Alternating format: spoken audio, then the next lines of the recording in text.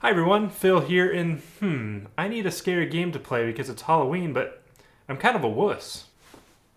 Oh hell yeah, they remade MediEvil. You know, that one PS1 game that people in their 30s kind of remember? This is perfect, now I don't have to pretend I like horror games.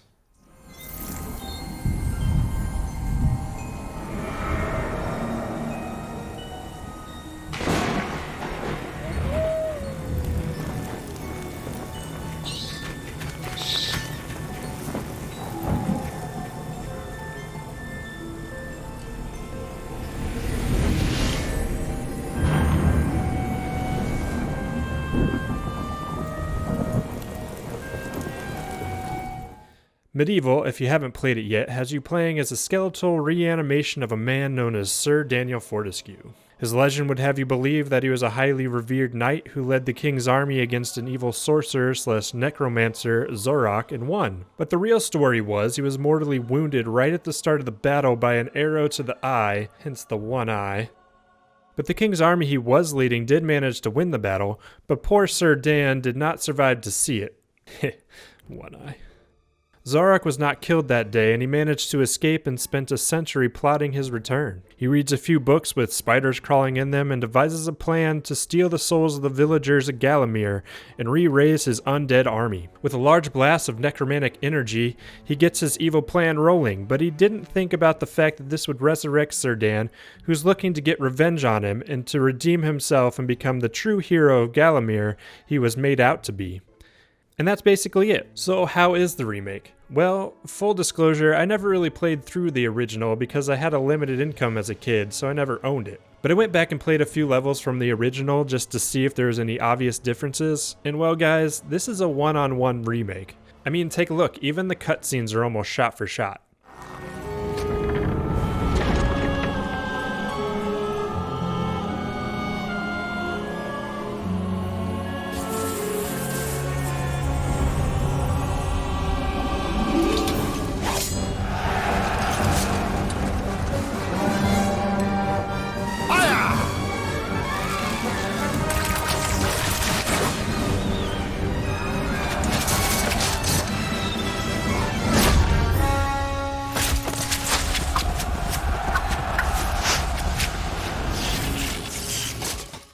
It does, however, have a few improvements to the controls and camera, making it so much smoother to play. The combat and animations are smoother, the jumping is easier to control, making platforming sections a much better experience overall. They also added the ability to switch between a primary and a secondary weapon, so you don't have to spend as much time in your inventory, which is fantastic. Visually, this game is pretty to look at, which can be good and bad. One can argue that the updated visuals kind of ruin the original's dark and moody atmosphere and aesthetic, but personally I love them. It gives me a very warm, Halloween-y feel inside.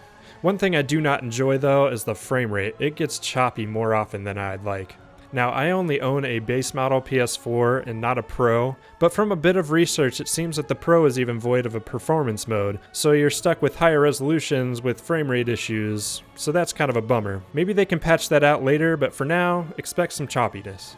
Because Sir Dan did not die an actual hero, he was never actually allowed into the Hall of Heroes in the afterlife, so he must slay a set number of enemies in each stage to collect a Hero's Chalice, which grants him access to the Hall of Heroes. It is here Dan will find aid in the form of weapons given to him by the heroes who reside there. So the more chalices you collect, the more powerful your arsenal becomes. Each weapon has its own effectiveness against each enemy in the game. This causes you to need to experiment to find the most effective weapon for each encounter. It's really fun and it breaks up the monotony of the hack and slash. Each weapon has a light and heavy attack, and the legendary weapons have a charge up by holding the heavy attack, dealing massive damage. Aside from the chalices, which are the main collectible of the game, there are also life bottles that give you more health, a witch's talisman that grants you access to levels that net you dragon gems that you use to summon a dragon boss that rewards you with dragon armor, which makes you immune to fire, and you get a breathe fire.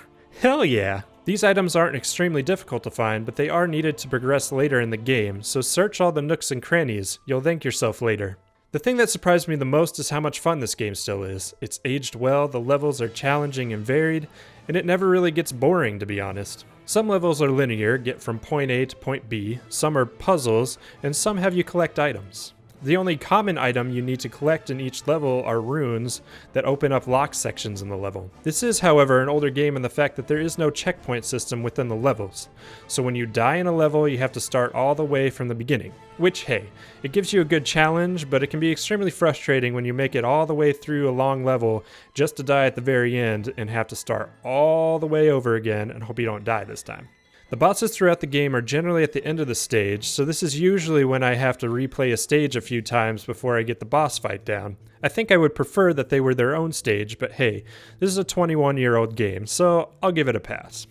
The boss fights in this game are enjoyable and advance in difficulty as they should as you progress. Some of my favorites were the dragon boss, where you have to smash colored crystals on the ground that correspond to the colored crystals above his head. The ghost pirate, where you have to move a cannon to his position and light it with your fire breath ability from your dragon armor, all while taking care of adds around you. And the final battle was Zarok, which is chaotic as fuck, but when you get it down, you feel like a beast. Completion-wise, they made it easier to observe your progress by showing the chalices you've collected on the table in the Hall of Heroes, which is satisfying. They also added a new collectible called Lost Souls. You find them in each level, and it's up to you to return them to a certain spot they tell you. In doing so, you are rewarded with the original PS1 game, so I mean that's a pretty awesome completion bonus if you ask me. So, MediEvil in 2019? It's still good, it's still charming in its own way, and you really don't see these types of games anymore, which is a shame. But then again, we've come a long way in the hack and slash adventure genre since the game debuted in 1998. Is this the definitive way to play the game? I'm gonna have to say yes, because even if you don't like the changes in the remake, you can always unlock the old one, and you have a way to play it on a modern system. If you have nostalgia for the series, or if you don't, I think there's something here for everyone. It's not a very long game, but if you go for completion, it'll give you a good amount of playtime in between all these great games that have been coming out this year. Well, there you go, guys. I've fulfilled my spooky game quota for October. Now, if you'll excuse me, there's some ravenous children knocking at my door. I think if I throw some candy at them, they'll go away. Hello, everybody. Welcome to the end of the video. I hope you enjoyed what you watched. This was really fun to do. It's the first kind of review that I've done. And MediEvil was a good one to do it on. I've never actually gotten to play the game all the way through until now. I did it in about a day and a half, so that was probably the quickest I've played a game in a while. But it was good. If you enjoyed the video, hit that like button. If you really liked it, why not subscribe? This has been a Rig Review. I have been Phil, and I will see you in the next video. Goodbye!